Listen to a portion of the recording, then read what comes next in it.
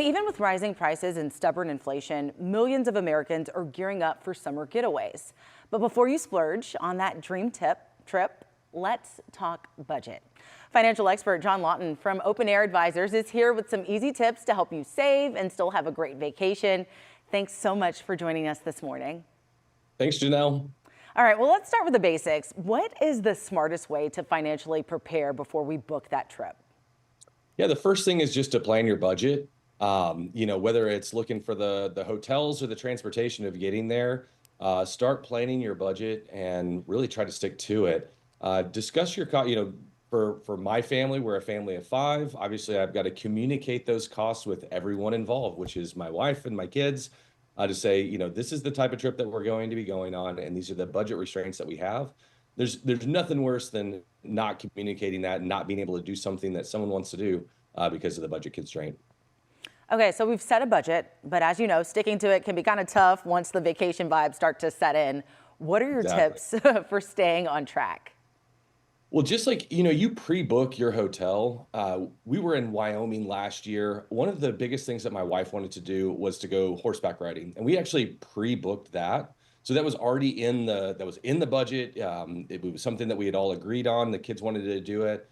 So if you can pre-book, but then just to track your expenses. So the thing that really adds up are the dinners every night, and then those extra little things that you buy along the way. So just track those expenses.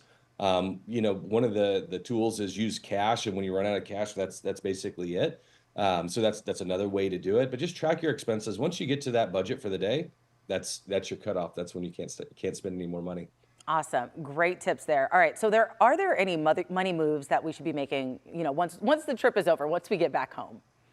Yeah, that's when we figure out what was the damage, right? Now it's the credit card bills start to come in, and if we did go over budget, now it's time to look at that and start paying off the credit card bills. Just note the average credit card bill, if you're carrying a balance, the average in the United States is 25%. So we really want to make sure that's the bad kind of debt that we want to make sure that we get paid off as quickly as possible. So we're paying that off as quickly as possible and making sure that we're not carrying any of that bad credit card debt. And we started this segment talking about rising prices, talking about inflation. For folks who can't quite swing a big trip right now, what are some fun, affordable alternatives that still feel like a break? Oh man, we live in DFW. We have so many really great things to do right here. Plan a staycation. Like I said, I'm a family of five. If you were to go talk to my kids about what's important to them, it's just spending time with the family. So whether that's going and booking a room at anywhere, or renting a condo or something, a VRBO or whatever it is, just so that you're breaking away from the norm, getting out of that routine, maybe putting the phones away for a weekend or something like that. But the staycation could be a really great way to do that, and save us a little money along the way.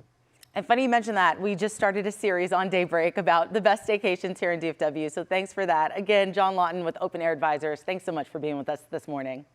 Great. Thanks so much, Janelle.